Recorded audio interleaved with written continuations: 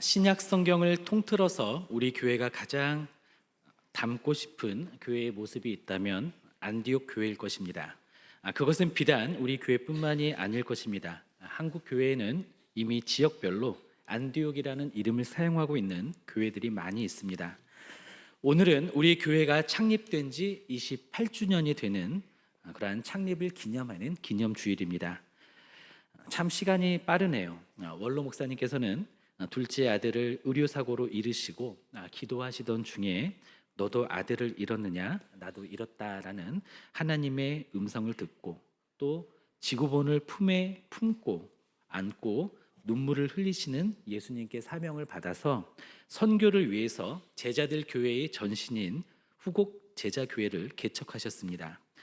저도 그리고 두 분의 장로님들도 또 네 분의 안수 집사님들도 다수의 목자분들과 집사님들도 그러한 원로 목사님께 제자 훈련을 받았죠.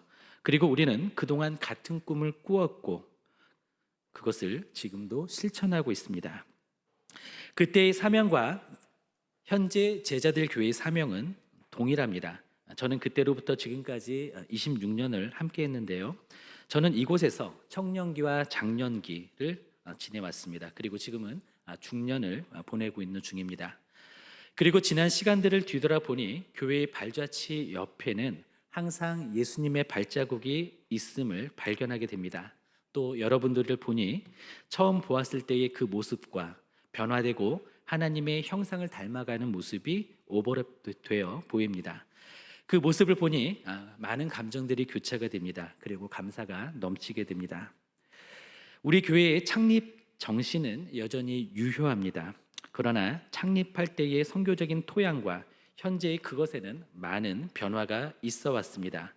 그리고 저는 교회를 담임하게 되고 지난 2년 동안 성도님들과 호흡을 맞추는 시간을 가졌습니다. 이 기간 동안은 성도님들과 저에게는 인내가 필요한 시간들이었습니다.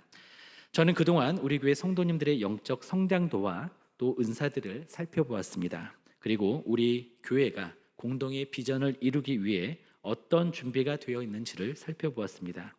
그리고 지역 교회로서의 사명, 또 선교의 모판으로서의 사명을 다하기 위해 지역 사회와 선교 생태계를 조사했습니다.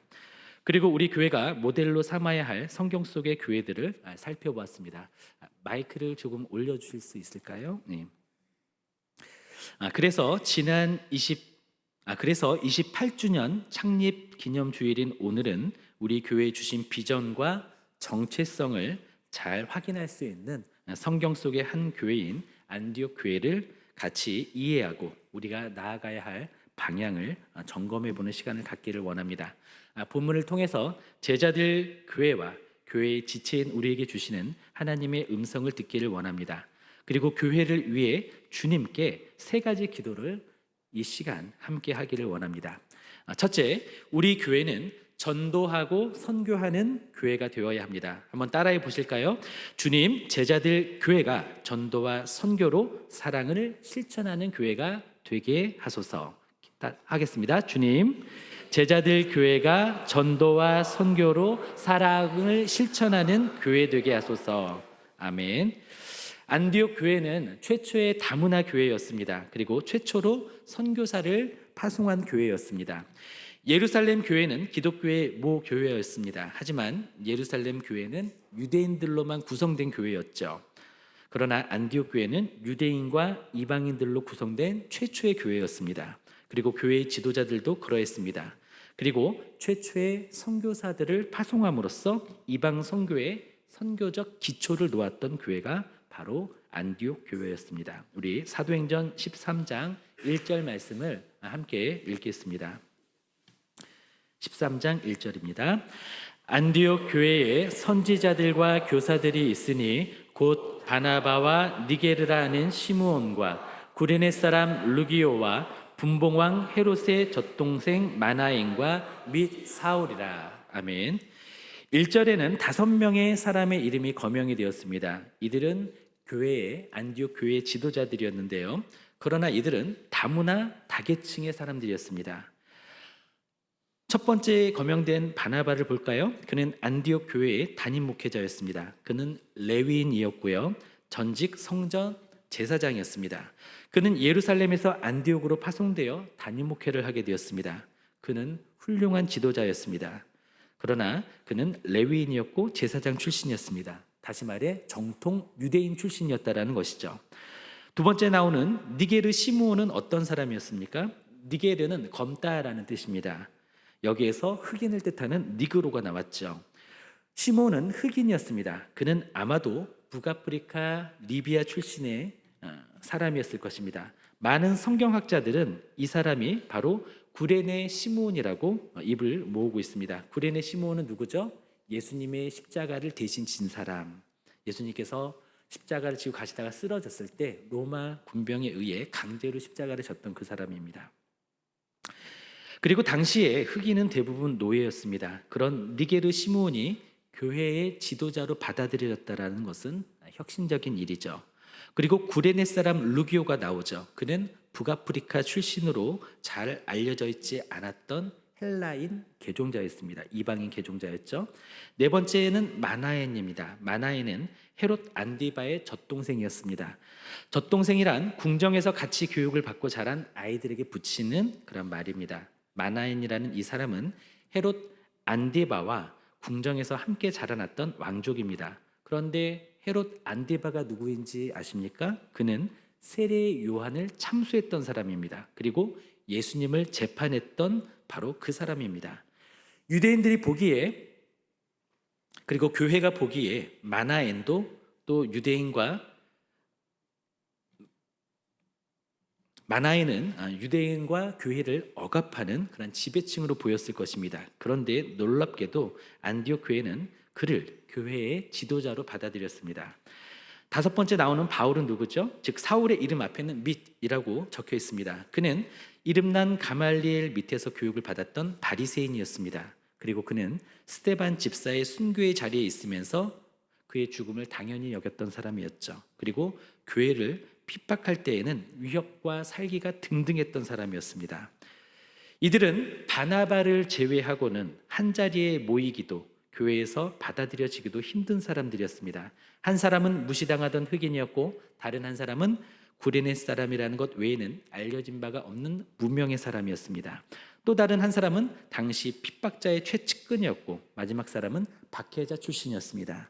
안디옥 교회는 이처럼 지도층부터 다문화, 다계층, 또 이해관계가 복잡한 사역자들로 구성이 되었습니다.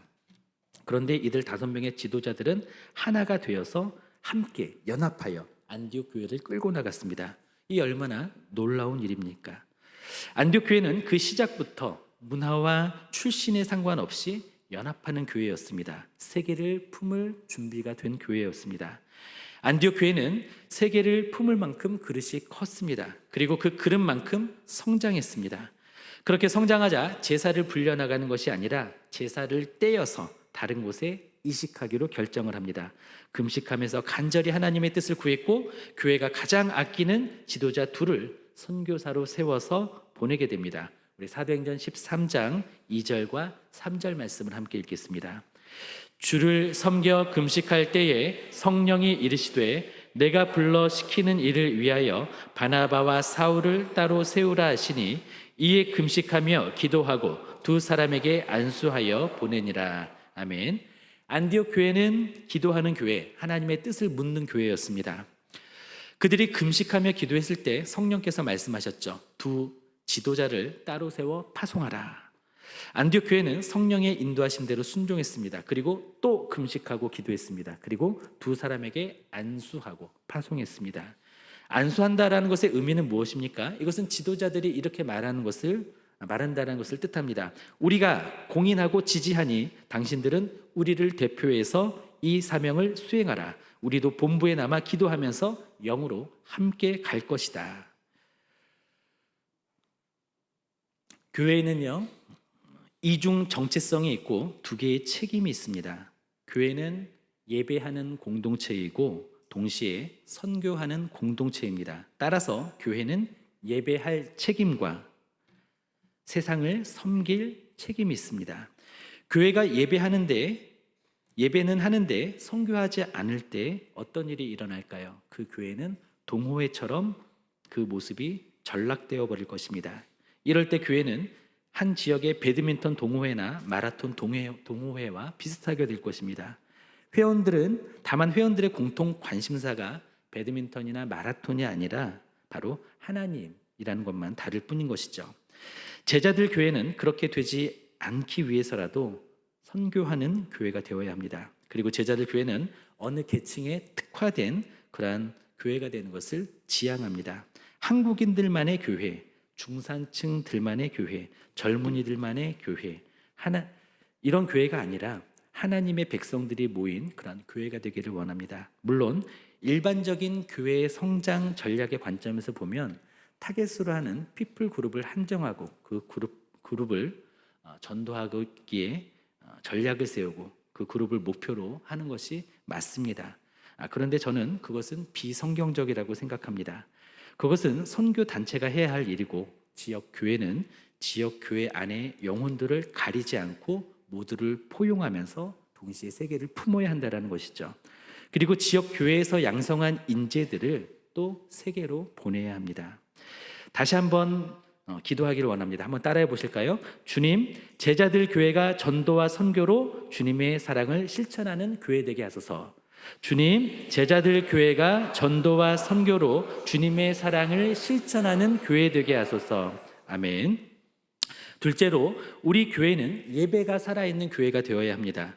따라해 보실까요? 주님, 예배가 살아있는 교회 되게 하소서. 주님, 예배가 살아있는 교회 되게 하소서. 아멘. 뒤에서 언급하겠지만 안디옥 교회는 특출한 제자나 지도자가 창립했던 교회가 아니었습니다. 이 교회는 무명의 그리스도인들이 성령 충만하여 이방인들에게도 복음을 전한 그 결과 세워졌던 다문화 교회였습니다. 안디옥 교회가 그렇게 시작하여 부흥하게 되자 예루살렘 교회는 그들을 지도하고 케어할 사역자를 파견합니다. 그는 앞에서 언급했던 바나바였습니다. 바나바는 안디옥 교회의 무명의 전도자들과 같은 구브로 출신이었습니다. 그리고 그는 어떤 사람이든 편견 없이 대하고 성장의 기회를 줄 수 있는 탁월한 지도력을 가진 그러한 사람이었습니다. 그러한 그는 이방인을 형제로 반겨 맞이할 사람이었습니다. 그는 착한 사람이고 성령과 믿음이 충만한 사람으로 정평이 나 있었습니다. 그는 성경에 나오는 인물들 중에서 균형 잡힌 영성을 대표할 만한 사람이었습니다. 바나바는 훌륭한 인격을 소유한 동시에 성령 충만한 지도자로서 사람들을 케어하고 돌보았습니다. 안디옥의 성도들은 바나바가 권하는 것을 충실히 받아들였습니다. 그리고 바나바의 격려는 성도들에게도 큰 힘이 되었고 안디옥 교회는 큰 무리가 더해졌습니다. 그런데 사역이 커졌습니다. 사람들이 더해졌습니다. 그러자 바나바는 자신에게 도움이 필요한 것을 알았습니다. 바나바는 겸손하고 지혜로웠습니다. 자신의 한계를 인정할 만큼 겸손했고 이 일에 맞는 최고의 조력자들 찾을 만큼 또 지혜로웠습니다. 그래서 그는 예루살렘으로 사람을 보내서 히브리 학자들을 찾은 것이 아니라 하나님이 이방인의 사역자로 예비해 두신 그 사람을 찾았습니다. 바나바는 누구를 떠올렸을까요? 바로 다소에 있던 바울을 떠올리고는 그를 안디옥으로 데려왔습니다. 바울은 어떤 사람 출신이라고요? 교회를 박해하던 핍박했던 사람 출신입니다. 그런데 그를 적임자로 선택하고 데려왔던 것입니다. 그래서 오게 된 바울은 바나바와 함께 안디옥에서 1년 동안 공동 목회를 합니다. 그러면서 안디옥 교회의 영적인 성장을 도왔습니다. 바나바와 바울은 그들이 독립된 공동체로 이루어지기를 바랬습니다. 외부의 도움 없이 현지 장로들이 이끌고 자체적인 전도 활동을 할 수 있도록 그러한 건강한 공동체가 될 수 있도록 애썼습니다. 그 둘은 최선을 다해서 큰 무리를 가르쳤습니다. 제자 삼아 가르친 것이죠. 위로나 격려만 했던 것이 아니라 양육과 훈련이 이루어진 것입니다. 그러자 어떤 일이 벌어졌을까요? 우리 사도행전 11장 25절, 26절 말씀을 함께 읽겠습니다. 같이 읽습니다. 바나바가 사울을 찾으러 다소에 가서 만남에 안디옥에 데리고 와서 둘이 교회에 1년간 모여 있어 큰 무리를 가르쳤고 제자들이 안디옥에서 비로소 그리스도인이라 일컬음을 받게 되었더라. 바나바와 바울이 함께 최선을 다해서 목회한 결과 안디옥 교회 성도들이 세상 사람들로부터 그리스도인이라는 별명을 얻게 되었습니다. 그리스도인이라는 이 표현은 성경에서 이곳에 최초로 등장하게 됩니다. 그리스도인이라는 말의 뜻은 그리스도를 쫓는 사람, 그리스도를 닮은 사람, 혹은 작은 그리스도를 의미합니다. 이 말은 믿지 않는 사람들이 성도들을 부르는 일종의 호칭이 되었습니다. 그들의 눈에 비친 성도들은 매사에 그리스도를 따라가며 반듯하게 살아가고 있었습니다. 그들의 모습은 자신들과 구별이 되었습니다. 그래서 이 다른 부류의 사람, 마치 신인류와 같은 그들을 부를 때 그리스도인 이렇게 불렀던 것이죠. 안디옥의 그리스도인들은 진리를 쫓는 참된 삶을 살았습니다. 그들의 진실된 삶의 근원은 무엇이었을까요? 우리 사도행전 13장 2절 상반절을 함께 읽겠습니다. 주를 섬겨 금식할 때에, 아멘. 주를 섬겼다라는 것은 예배했다라는 뜻입니다. 사람을 섬기는 것은 봉사이죠. 그렇지만 하나님을 섬기는 것은 예배입니다. 그들은 금식하면서 예배했습니다. 또 금식하면서 기도했습니다. 경건한 예배와 기도 생활이 지속되었다라는 것이죠. 급성장한 안디옥 교회의 사역은 무척 분주했을 것입니다. 또 일상생활을 영위하기도 무척 바빴을 것입니다. 아마 기도할 틈도 예배할 틈도 없을 정도로 모든 일정이 빠듯했을 것입니다. 그럼에도 그들은 기도를 쉬지 않았습니다. 작정하고 금식해서 기도하고 예배를 드렸고요. 또 시간이 없어서 밥 먹을 시간을 빼서 기도하고 또 예배하는 그런 교회였습니다. 앞에서 말씀을 드렸지만 교회는 이중 정체성이 있고 두 개의 책임을 가지고 있습니다. 교회는 예배하는 공동체이고 동시에 선교하는 공동체입니다. 따라서 교회는 예배할 책임과 세상을 선교로 섬길 책임이 있습니다. 교회는 하나님께 속하기 위해서 그리고 하나님을 예배하기 위해서 부름을 받았습니다. 그런데 20세기의 일부 그리스도인 사상가들은요, 교회의 자기 중심성에 격분을 하게 됩니다. 그들이 보기에 교회는 내부의 문제에만 몰두하는 것으로 보였기 때문이죠. 그래서 그들은 교회를 버리기로 결심합니다. 그들은 섬김의 무대를 교회에서 세속의 도시로 바꿔버렸습니다. 그들은 더 이상 예배에는 관심이 없고 섬김이나 인도적인 사랑의 실천에만 관심을 갖게 된 것이죠. 그래서 그들은 종교성이 없는 기독교를 개발을 했습니다.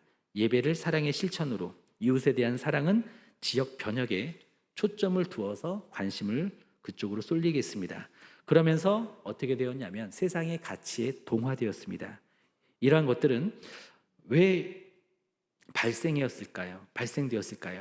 그들은 어떤 교회의 본질적인 모습을 잃어버린 교회의 모습들, 그리고 이기적인 종교적인 그런 모습에 대한 혐오감에서, 거기에 대한 반감에서 시작이 되었을 것입니다. 그리고 이것은 또 어디에서 그 원인을 찾을 수 있을까요? 저는 이것이 참된 예배는 사라지고 예배의 형식만 남아있는 교회에 대해서 환멸을 느낀 사람들이 취한 반발로 이해가 되어집니다. 그리고 참된 예배가 사라진 이유는 또 무엇일까요? 그것은 하나님의 영광을 찬양하라는 예배의 본질을 망각했기 때문일 것입니다. 하나님께서는 우리를 구원하신 목표가 있습니다. 그 목표는 에베소서 1장 6절, 12절, 14절에 분명하게 나타나 있습니다. 하나님께서 우리를 구원하신 이유는 하나님의 영광을 찬미케 하려 함이라고 분명하게 말씀하십니다. 그런데요, 아마도 인본주의 사고를 하는 분들이라면 이 말이 무척 거슬릴 것입니다. 이기적으로 보일 것입니다. 하나님이 자기를 위해서 우리를 구원하셨다고? 그리고 또 그리스도인들은 어떻죠? 하나님만 믿으라고 하니까 거부감이 들 수 있죠. 기독교 사상가인 C.S. 루이스도 초신자 시절에 하나님을 찬양하라는 명령 때문에 고민을 했었습니다. 그리고 생각을 정리해서 글을 적었습니다. 잠깐 제가 소개해 드리겠습니다. 찬양에 관한 가장 명백한 사실이 신기하게 나를 해방시켰다. 모든 즐거움은 자연스럽게 찬양으로 흘러간다라는 사실을 이전에는 전혀 몰랐었다. 세상은 온통 찬가로 울려 퍼지고 있다. 사랑하는 여인에게 찬사를 보내는 연인들, 자신이 가장 좋아하는 시를 읽는 독자들, 시골길을 걸으며 아름다움을 노래하는 사람들, 자신이 가장 즐겨하는 경기에 대해 칭찬을 아끼지 않는 선수들, 이 밖에도 날씨, 포도주, 접시, 배우, 말, 대학교, 나라, 역사적 인물, 아이, 꽃, 산, 진귀한 우표, 진귀한 벌레, 심지어는 정치가나 학자까지. 나는 우리가 즐겨하는 대상을 기뻐 절로 찬양하게 된다고 생각한다. 왜냐하면 찬양이란 단지 그 즐거움을 표현하는 것이 아니라 그 즐거움을 완성하는 것이기 때문이다. 즐거움의 극치엔 언제나 찬양이 있다. 연인끼리 서로의 아름다움을 고백하는 데에는 칭찬이 끊이지 않는다. 기쁨은 그것이 표현되기 전까지는 결코 완성되지 않는다.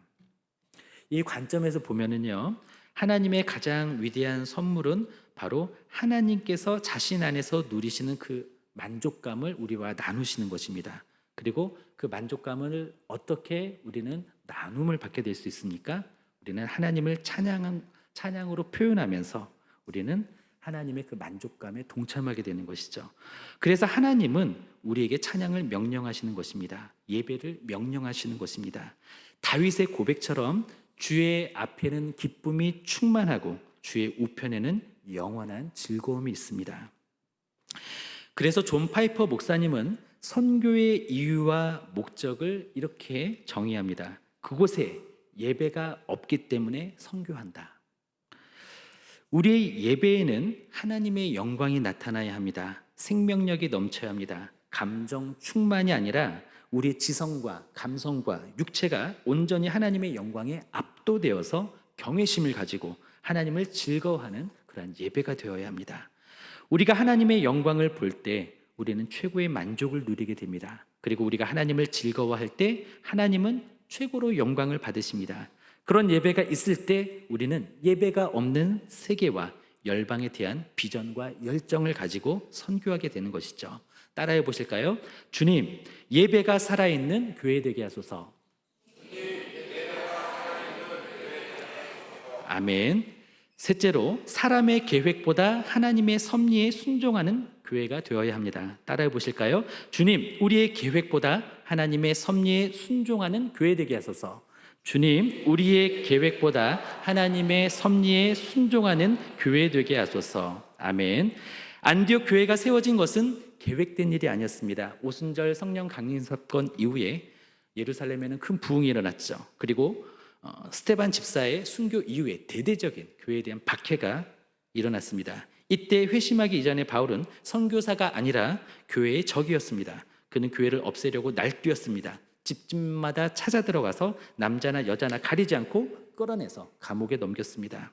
그러자 사도들을 제외한 성도들은 박해를 피해서 유대와 사마리아와 그리고 수리아 지역의 안디옥까지 흩어졌습니다. 이렇게 흩어진 성도들은 두루 다니면서 복음을 전했습니다. 그런데요, 이들은 이때에 유대인들에게만 복음을 전했습니다. 여전히 유대인들만 선택받은 민족이라는 선민의식이 남아있었기 때문에 한계가 있었습니다. 그러다가 그 중에서 구브로와 구레네 몇 사람이 와서는 헬라인에게도 복음을 전했습니다. 그러자 많은 헬라인들, 즉 이방인들이 복음을 받아들이게 된 것입니다. 이것은 그들의 계획이 아니었습니다. 하나님이 이렇게 하도록 역사하신 것이죠. 우리 사도행전 11장 19절에서 21절까지 함께 보겠습니다. 그때에 스데반의 일로 일어난 환란으로 말미암아 흩어진 자들이 베니게와 구브로와 안디옥까지 이르러 유대인에게만 말씀을 전하는데 그 중에 구브로와 구레네 몇 사람이 안디옥에 이르러 헬라인에게도 말하여 주 예수를 전파하니 주의 손이 그들과 함께 하심에 수많은 사람들이 믿고 주께 돌아오더라. 아멘. 당시 수리아 지역에 있던 안디옥은 로마 제국에서 세 번째로 큰 도시였습니다. 로마, 알렉산드리아, 그리고 안디옥, 대표적인 세 도시였죠. 그리고 이곳에는 유대인들이 많이 살고 있었고요. 유대교로 개종한 이방인들도 많았습니다. 그리고 할례는 받지 않았지만 하나님을 경외하는 이방인들도 있었습니다. 이러한 사람들을 시작으로 복음을 받아들이는 사람들이 증가했습니다. 그리고 이방인들에게도 적극적으로 복음이 전해졌을 때 많은 무리들이 더해졌습니다. 안디옥에서는 처음에는 유대인들에게만 복음을 전했죠. 그러다가 사람들은 헬라인에게도 이방인에게도 복음을 전했습니다. 그것은 그들의 계획이 아니었습니다. 그러나 성령께서 그들이 만나는 사람들마다 복음을 전하지 않고는 견딜 수 없는 마음을 주셨을 때 이방인들에게도 복음이 전해졌던 것입니다. 이것은 전례가 없는 놀라운 일이었습니다. 구브로와 구레네 몇 사람은 누구든지 듣기만 한다면 이방인에게도 별 차별 없이 복음을 전했습니다. 이렇게 이방인의 전도가 시작되었고 그 결과 유대인과 이방인이 함께 예배하는 다문화 교회가 세워졌던 것이죠. 이방인들의 구원을 위해서 또 세계로 선교사를 파송하는 최초의 파송 교회인 안디옥 교회가 이렇게 설립되었던 것입니다. 우리는 여기에서 의외의 상황을 발견하게 됩니다. 그것은 인간의 계획을 뛰어넘는 하나님의 주권적인 섭리입니다. 어떤 섭리들일까요? 첫째는 적을 편으로 만드는 하나님의 섭리였습니다. 하나님은 스데반을 죽이는 데 앞장서고 교회를 잔멸하는 데 열심히 했던 바울을 어떻게 만드셨죠? 목자로, 그리고 열정적인 선교사로 삼으셨습니다. 유대인들에게만 복음을 전했던 그들을 어떻게 변화시켰죠? 헬라인에게도 복음을 전하는 그러한 상황으로 만들어 주셨습니다. 그래서 유대인들만의 하나님이 이방인들에게도 하나님이 되시고 세계의 하나님으로 높임을 받게 되시죠. 그리고 세 번째는 유명한 사람이 아닌 무명의 사람들을 사용하시는 하나님의 모습을 보여주십니다. 이 일에 유명한 사도나 제자를 사용하지 않으셨습니다. 무명의 전도자들을 사용하셨습니다. 성경에는 그들의 이름도 나와 있지 않습니다. 다만 구브로와 구레네 몇 사람이라고만 적혀 있습니다. 적을 편으로 만드시고 만을 도로 만드시고 유명인이 아니라 무명인을 사용하시는 하나님의 그 섭리는 사람의 계획과 전략을 초월합니다. 우리 교회는 예배와 전도와 선교를 위해 점검하고 계획하고 전략도 세워나갈 것입니다. 그럼에도 불구하고 우리 교회의 최고의 전략은 바로 하나님이십니다. 한번 따라해 보실까요? 주님, 우리의 계획보다 하나님의 섭리에 순종하는 교회 되게 하소서. 주님, 우리의 계획보다 하나님의 섭리에 순종하는 교회 되게 하소서. 아멘. 바라기에 우리 교회는 전도와 선교로 사랑을 실천하는 교회, 예배가 살아있는 교회, 하나님의 섭리에 순종하는 교회가 되기를, 그리고 그 교회의 지체들이 되시기를 예수님의 이름으로 축원드립니다.